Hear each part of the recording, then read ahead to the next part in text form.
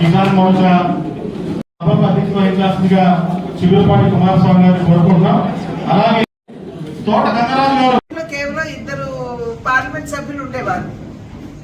కానీ అంచెలంచెలుగా బలం పుంజుకుంటూ ప్రతి 5 సంవత్సరాలకు ఒక్కసారి జరిగే పార్లమెంట్ ఎన్నికల్లో నెమ్మదిగా తన సంఖ్యని పార్లమెంట్ లో కూడా పెంచుకుంటూ ఇవాళ 240 సీట్లని సొంతంగా భారతీయ జనతా పార్టీ కైవసం చేసుకోవడం జరిగింది.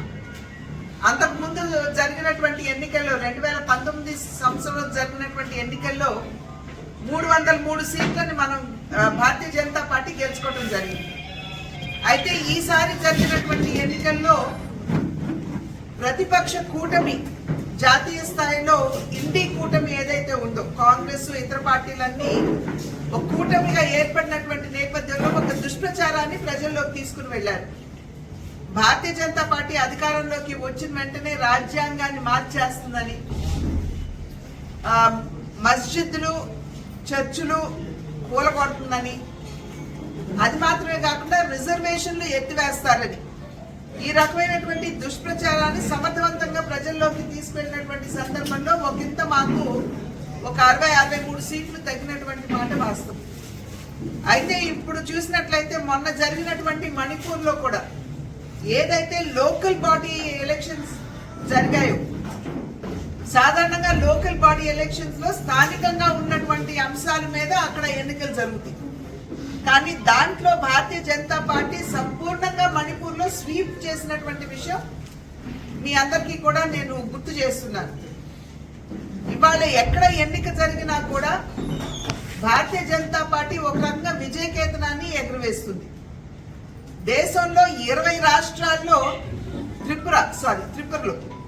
త్రిపురలో జరిగినటువంటి ఎన్నిక, ఇవాళ దేశంలో 20 రాష్ట్రాల్లో భారతీయ జనతా పార్టీ అధికారంలోనూ లేదా మిత్రపక్షంగా అధికారంలోనూ ఉన్నటువంటి విషయాన్ని కూడా మనం ఇక్కడ ఒకసారి తరచి చూసుకోవాలి. ఇదంతా సాధ్యపడుతున్నది అంటే కింద ఉన్నటువంటి కార్యకర్తలు బాగా కష్టించి పనిచేసినటువంటి సందర్భంలో అనుకున్న ఫలితాన్ని భారతీయ జనతా పార్టీ కైవసం చేసుకోగలుగుతున్నది.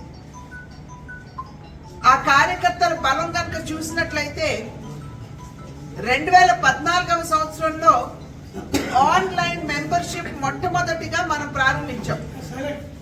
ప్రారంభించినప్పుడు కార్యకర్తలు క్షేత్రస్థాయిలో బాగా ప్రజల వద్దకు వెళ్లి భారతీయ జనతా పార్టీ గురించి, నరేంద్ర మోడీ గారి నాయకత్వం గురించి, దేశానికి ఏ విధంగా సేవ చేయగలదో ప్రజలకి వివరించి చెప్పినటువంటి సందర్భంలో దేశవ్యాప్తంగా 11 కోట్ల మంది సభ్యులు నమోదయ్యారు భారతీయ జనతా పార్టీ. అంటే అప్పటి వరకు ప్రపంచంలోనే 9 కోట్ల సభ్యత్వంతో అతిపెద్ద పార్టీగా ఉన్నటువంటి కమ్యూనిస్ట్ పార్టీ ఆఫ్ చైనా ఆ పార్టీని అధిగమించి 11 కోట్ల మందిని సభ్యులుగా ఆనాడు చేర్చడం జరిగింది. ఆ తర్వాత 3 సంవత్సరాలకు ఒక్కసారి ఇంకొక 10% మందిని యాడ్ చేసుకుంటూ ఉంటాం.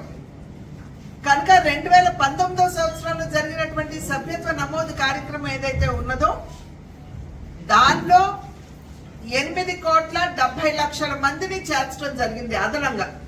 సో ఆ 11 కోట్లు ప్లస్ ఈ 8 కోట్లు కనుక మనం చూసుకున్నట్లయితే 18 కోట్ల సభ్యులు ఈనాడు భారతీయ జనతా పార్టీకి ఉన్నారు కార్యకర్తలు. ఆంధ్ర రాష్ట్రంలో 2014వ సంవత్సరంలో దగ్గర 25 లక్షల మందిని ఆనాడు చేర్చడం జరిగింది. ఆ తర్వాత తిరిగి సభ్యత్వ నమోదు కార్యక్రమం చేసినప్పుడు 2019లో అదనంగా ఇంకొక 7 నుండి 8 లక్షల మందిని చేర్చడం జరిగింది. కనుక దగ్గర 35-36 లక్షల సభ్యులు ఇవాళ ఆంధ్ర రాష్ట్రంలో భారతీయ జనతా పార్టీకి ఉన్నారు అనేది మనకు అర్థమవుతున్నటువంటి విషయం. అయితే 6 సంవత్సరాలకు ఒకసారి సంపూర్ణంగా సభ్యత్వం చేయాలి. 2014లో జరిగింది. మళ్ళీ మధ్యలో ఈ కరోనా వాటి వలన కొంచెం జాప్యం జరిగింది కాబట్టి ఇప్పుడు మళ్ళీ మొన్న మే జూన్ లో చేయవలసి ఉన్నప్పటికీ ఎన్నికలు ఉన్నాయి కాబట్టి 1 సంవత్సరం దాన్ని పొడిగించి నడ్డా గారి జాతీయ అధ్యక్ష